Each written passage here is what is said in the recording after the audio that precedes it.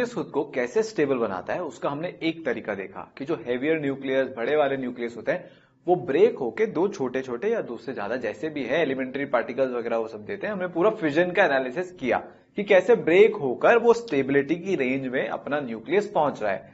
अब जो छोटे वाले न्यूक्लियस हैं, जो लाइटर न्यूक्लियाई हैं, वो फर्दर ब्रेक तो होंगे नहीं, क्योंकि स्टेबिलिटी रेंज में पहुंचने के लिए उनमें दोनों को मिलना पड़ेगा। तो वहां पे जो होता है वो होता है फ्यूजन। फ्यूजन मतलब मिलना, फ्यूज होना, मिल जाना। तो फ्यूजन रिएक्शंस की अब हम बात करने वाले हैं। तो ये कैसा न्यूक्लियर रिएक्शन है जिसमें दो या दो से ज्यादा लाइट न्यूक्लियाई फ्यूज होते हैं together to form heavier nuclei with the evolution of tremendous amount of energy. यहां पे बहुत ही ज्यादा एनर्जी निकलती है। क्या निकलती है? बहुत ज्यादा एनर्जी निकलती है यहां पे।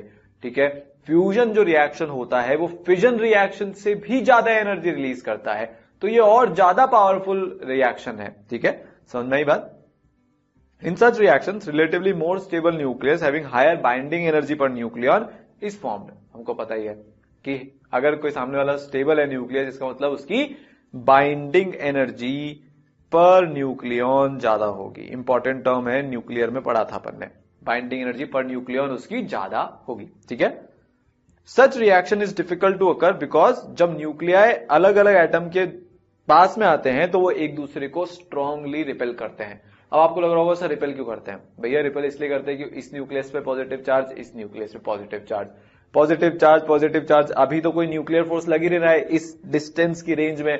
न्यूक्लियर फोर्स तो फेम्टोमीटर की रेंज में लगता है, 10-14 से 10-16 फेम्टोमीटर तक। एफएम जो था वो फेम्टोमीटर होता है। ठीक है, वो उस रेंज में लगता है। सो अभी तो सिर्फ रिपल्शन का फोर्स लग रहा है, एकदम रिपेल हो रहे हैं। तो अब कोई चीज अगर रिपल्शन मारे, मतलब आप बहुत झगड़ने वाले भाई बहनों, आपको साथ में रखने के लिए पेरेंट्स नाम की फोर्स की जरूरत पड़ती है, और वो दुनिया की सबसे तगड़ी फोर्स होती है आपके लिए। सिमिलरली यहां पे अगर आपको इन दोनों को फ्यूज करवाना है तो इनको पास में लेके आना पड़ेगा, पर ये तो एक दूसरे को रिपेल कर रहे हैं। अब अगर ये एक दूसरे को रिपेल कर रहे हैं तो इनको पास में लाने के लिए बहुत ज्यादा टेम्परेचर और बहुत ज्यादा प्रेशर की जरूरत पड़ती है। बहुत ज्यादा टेम्परेचर की इसलिए जरूरत पड़ती है क्योंकि उस टेम्परेचर पे इनकी एनर्जी, इनकी वेलोसिटी इतनी तेज होगी कि एक बार अगर एक दूसरे की तरफ चल गए तो भारी रिपल्शन के बावजूद भी जाके वहां पे ये फ्यूज हो सकते हैं। ठीक है, बात समझ में आई? इसलिए अपने को हाई टेम्परेचर्स, हाई प्रेशर्स की जरूरत पड़ती है। ठीक है, बहुत हाई टेम्परेचर। और हाई का मेरा मतलब ऐसे छोटा मोटा हाई नहीं, हाई का मतलब 10⁻⁶ केल्विन जितना हाई। कितना हाई? 10⁻⁶ केल्विन के जितना हाई टेम्परेचर की यहां पे जरूरत पड़ती है, is needed for the occurrence of such reactions. इस तरह के रिएक्शंस की अकरेंस के लिए 10⁻⁶ केल्विन तक के ऑर्डर की टेम्परेचर की हमको जरूरत पड़ती है। ठीक है, हाउएवर ओवरऑल रिएक्शन तो आज भी हाईली एक्सोथर्मिक है due to large mass defect. Overall जो रिएक्शन होता है, एक्टिवेशन एनर्जी बहुत ज्यादा है। क्या बहुत ज्यादा है? एक्टिवेशन एनर्जी बहुत ज्यादा है, पर ओवरऑल रिएक्शन तो बहुत ही लार्जली एक्सोथर्मिक होती है, लार्ज एक्सोथर्मिक होती है। बहुत large amounts of energy release होती है। क्यों? क्योंकि यहां पे जो मास डिफेक्ट है उसकी वैल्यू काफी ज्यादा होती है। ठीक है ना? तो कुछ एग्जांपल अपन कर लेते हैं। पहला एग्जांपल तो लोग बहुत ही आजकल ऐसी बातें होने लगी है कि हाइड्रोजन बॉम्ब बना रहे हैं, तो उसमें क्या है कि अब वहां पे फ्यूजन कराने की बात चल रही है। ठीक है ना? तो उसमें होता क्या है कि दो ड्यूटेरियम मिलके एक जो है हीलियम का मॉलिक्यूल बनाते हैं, न्यूक्लियस बनाते हैं। दो ड्यूटेरियम के न्यूक्लियस मिलके हीलियम का न्यूक्लियस बना रहे हैं और फ्यूज हो रहे हैं, और यहां पे 24.9 मेगा इलेक्ट्रॉन वोल्ट की एनर्जी रिलीज हो रही है, और probable reaction occurring at the surface of the sun. ये सबसे शानदार बात है। जो हमको अर्थ पे मेजर चंक ऑफ एनर्जी मिल रहा है वो एक रिएक्शन के कारण पॉसिबल हो रहा है, and that is nuclear fusion. आप जिंदा हो, हम जिंदा है, हमारे आसपास सारी चीजें जिंदा हैं, उसका कारण क्या है? Nuclear fusion. हर तरीके से उसका कारण न्यूक्लियर फ्यूजन रिएक्शन है। तो जो सन के जो अंदर रिएक्शन हो रहा है जिसके कारण इतनी एनर्जी रिलीज हो रही है वो अर्थ तक आ रही है, उस रिएक्शन में ऐसा माना जाता है कि 4 हाइड्रोजन मिलके इस तरीके से जो है एक हीलियम का मॉलिक्यूल बना रहे हैं, और 2 पॉजिट्रॉन वहां से रिलीज हो रहे हैं। क्या? 2 पॉजिट्रॉन वहां से रिलीज हो रहे हैं, बीटा प्लस डीके यहां पे हो रहा है, और बहुत ही लार्ज अमाउंट ऑफ एनर्जी भी यहां पे रिलीज हो रही है। 24.7 मेगा इलेक्ट्रॉन वोल्ट्स की एनर्जी सन के एक रिएक्शन से होता है, और सन का मास तो आप जानते ही हो, उस मास को मोल्स में कन्वर्ट कर लो। सन मेजरली हाइड्रोजन और हीलियम का ही मिलकर बना है, सारी हाइड्रोजन फ्यूज होके हीलियम बनाती है। ठीक है, बात समझिए। ये वैसे बहुत ही एक्चुअल रिएक्शन थोड़ी सी कॉम्प्लेक्स होती है ना। ये बहुत एक सिंपलिस्टिक रिएक्शन मैंने यहां पे लिखी है, पर आपको फील आई कि आपको जो एनर्जी मिल रही है वो फ्यूजन रिएक्शन के कारण मिल रही है। ठीक है, अब हमारा अगला सवाल ये आता है कि ट्रांसम्यूटेशन क्या होता है। बहुत जगह आपको देखने को मिलेगा ट्रांसम्यूटेशन, म्यूटेंट्स। अगर आप एक्समेन सीरीज के फैन हो, या फिर for example her super hero movie में कुछ ना कुछ हम उसको रेडिएशन देके, जैसे कैप्टन अमेरिका हो गया, कुछ ना कुछ उसको रेडिएशन दिया तो वो इस तरह का इंसान हो गया कि अब उनकी लाइफ स्पैन बढ़ गई है, ताकत बहुत ज्यादा बढ़ गई है। ठीक है, जितने भी सुपर हीरो हमारे को मूवीज में दिखते हैं, वहां पे कभी ना कभी रेडिएशन का जो है आपको मिलेगा रेफरेंस। जैसे मान लो फैंटास्टिक फोर की बात हो तो आउटर स्पेस का रेडिएशन में वो ऐसा हो जाता है, वैसा हो जाता है, जो भी है, तो वहां पे ट्रांसम्यूटेशन हो जाता है। तो अगर हम न्यूक्लियस की सेंस में बात करें ट्रांसम्यूटेशन की, तो ये क्या है?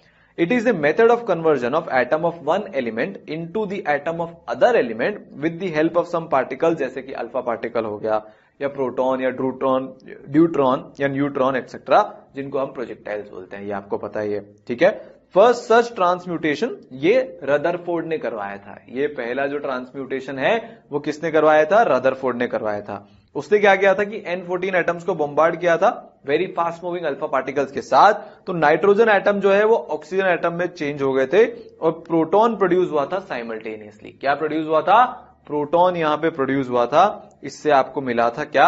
आपको मिला था एक ऑक्सीजन 17 का न्यूक्लियाई, और प्रोटॉन यहां पे प्रोड्यूस हुआ था। ठीक है, अब रदरफोर्ड और कैडविक ने क्या किया? इन्होंने शो किया कि जो ज्यादातर न्यूक्लियाई हैं उसको हम किसी ना किसी सूटेबल पर्टिकुलर प्रोजेक्टाइल की मदद से ट्रांसम्यूटेट कर सकते हैं, मतलब दूसरे एटम में बदल सकते हैं, दूसरे न्यूक्लियाई में बदल सकते हैं।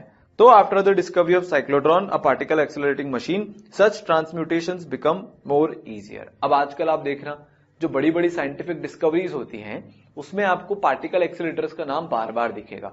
हम बहुत कोशिश कर रहे हैं कि बहुत ही लार्ज स्पीड्स पे, स्पीड ऑफ लाइट के आसपास जाके पार्टिकल्स को कोलाइड करवाया जाए, कुछ कुछ उसके रिएक्शंस वगैरह हो रहे हैं। बहुत ही मार्वलस फील्ड है ये। हम यूनिवर्स के मिस्ट्रीज को, यूनिवर्स के पीछे की साइंस को समझने की कोशिश कर रहे हैं, और उसमें ये fission, fusion, particle accelerators, nuclear reactions, इन सब का बहुत बड़ा रोल होता है। ठीक है, इससे मेरे को याद आया कि देखो, आपको कुछ एक इमेजेस दिखाता हूं। ठीक है, ये जो बटरफ्लाई नाम की चीज होती है, या फिर ये जो अपना पीकॉक है, या फिर ये अपना हाथी है, या फिर ये अपना ब्लू व्हेल है, ये सब किसके बने हुए हैं? आप बोलोगे सर एटम्स के बने हुए हैं। सही बात है साहब। मेजरली किन किन एटम्स के बने हुए हैं? कार्बन के, हाइड्रोजन के, ऑक्सीजन के, नाइट्रोजन के।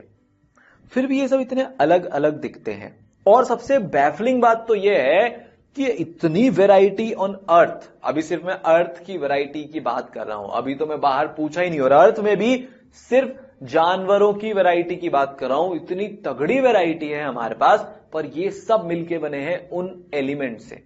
गिन के हम उंगली पे 10 से 12 एलिमेंट ऐसे गिन सकते हैं जिनके ये 99% से ज्यादा बने हुए हैं। सारे ये एलिमेंट्स, सारे जो आपको ये एनिमल दिख रहे हैं, जितने भी एलिमेंट्स से जो मिलके बने हैं, 10 से 12 आप काउंट कर सकते हो। तो मतलब हमको एक बात तो समझ में आ रहा है कि life on earth as we know it, वो उसके पीछे का रीजन है वो हमारे 10 से 12 एलिमेंट्स। ठीक है ना।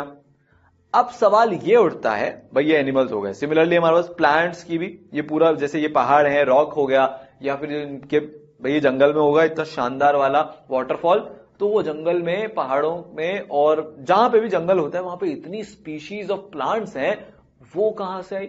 वो भी एलिमेंट्स की बनी है। तो हमको एक बात तो समझ में आ रही है कि जो हमारी अर्थ पे जो हम आसपास अपनी लाइफ को देख रहे हैं ना, ये बेसिकली उन एलिमेंट्स से मिलके बनी हुई है। समझ में आई आपको बात? ठीक है। और अब हम अर्थ से थोड़ा बाहर निकले, सोलर सिस्टम की तरफ जाएं, तो सोलर सिस्टम में आपको ये जो एस्ट्रॉइड्स दिख रहे हैं, या फिर आपको ये जो प्लैनेट्स दिख रहे हैं, जुपिटर, सैटर्न, ये अपना जो सन दिख रहा है, अर्थ, मार्स, ये जितनी भी चीजें हैं, आपको ये कॉमेट भी दिख रहा है यहां पे इनफैक्ट, तो यहां पे जितनी भी चीजें हैं ये सब भी उन्हीं एलिमेंट से मिलकर बनी। अब सवाल ये होता है, सवाल ये उठता है कि ये एलिमेंट्स बने कैसे, है ना। सवाल यही उठता है कि ये एलिमेंट्स कैसे बने। तो मैं आपको एक स्टोरी सुनाता हूं। हम थोड़ा सा टाइम में पीछे जाते हैं, पीछे मतलब बहुत पीछे, 13.6 बिलियन ईयर्स पीछे।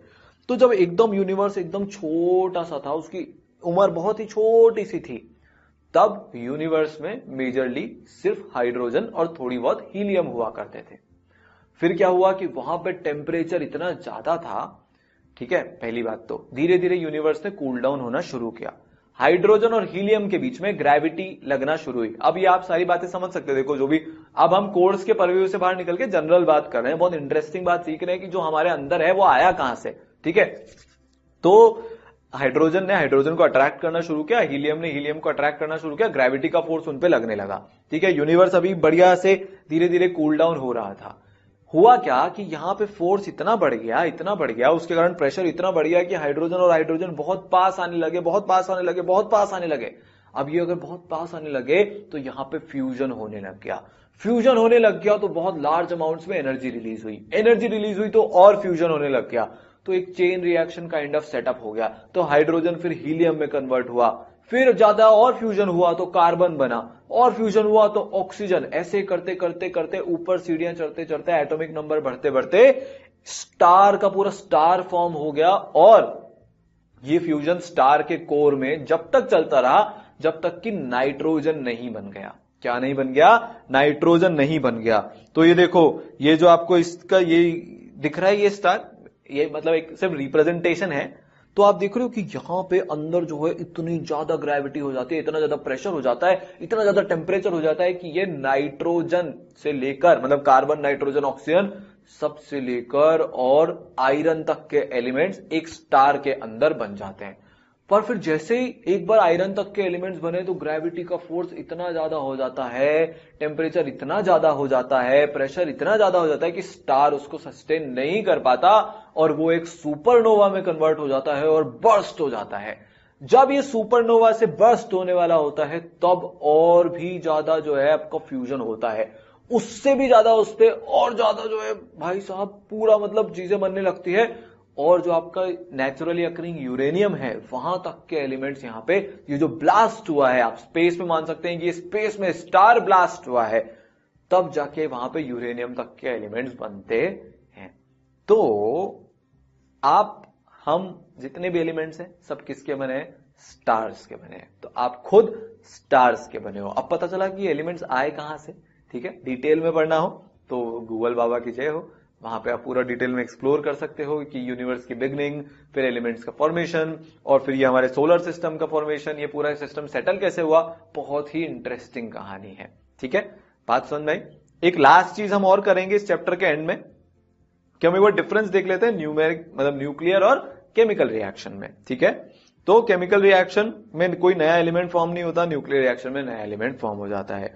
वैलेंस इलेक्ट्रॉन पार्टिसिपेट करते हैं एटम के, सिर्फ न्यूक्लियस पार्टिसिपेट करता है एटम का, किसमें? न्यूक्लियर में, ठीक है। Balance by the conservation of atoms, ये बैलेंस होता है by the conservation of nuclear charge and mass number, total number of neutrons and protons, उससे बैलेंस होता है। यहां पे मास बैलेंसिंग नहीं होती है, ठीक है। मास कंजर्वेशन होता है केमिकल में, न्यूक्लियर में मास कंजर्वेशन नहीं होता है, ठीक है। और एक्सोथर्मिक भी हो सकता है, एंडोथर्मिक भी हो सकता है, मतलब हीट लिबरेट भी हो सकती है, एब्जॉर्ब भी हो सकती है। न्यूक्लियर रिएक्शन में भी एक्सोथर्मिक भी हो सकता है, एंडोथर्मिक भी हो सकता है। पर यहां पे जो हीट के साथ हम खेल रहे हैं, हीट के साथ जो हम डील कर रहे हैं, ये बहुत हाई होती है as compare to chemical reaction, ठीक है।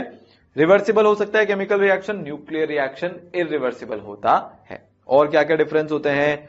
किसी भी मतलब किसी भी ऑर्डर की काइनेटिक्स हो जाती है केमिकल रिएक्शन में, न्यूक्लियर रिएक्शन में सिर्फ फर्स्ट ऑर्डर काइनेटिक्स ओबे होती है, ठीक है। रेट एक्सटर्नल फैक्टर पे डिपेंड करती है, जैसे टेम्परेचर, कैटलिस्ट, प्रेशर कंडीशंस वगैरह। न्यूक्लियर रिएक्शन में रेट इंडिपेंडेंट होती है, किसी भी एक्सटर्नल कंडीशन पे, सिर्फ नेचर ऑफ सब्सटेंस पे डिपेंड करती है, ठीक है। तो ये हमारी किसकी बात हुई? ये हमारी बात हुई न्यूक्लियर की और रेडियो एक्टिविटी की, ठीक है। आगे चलें अगले चैप्टर पे, चलो।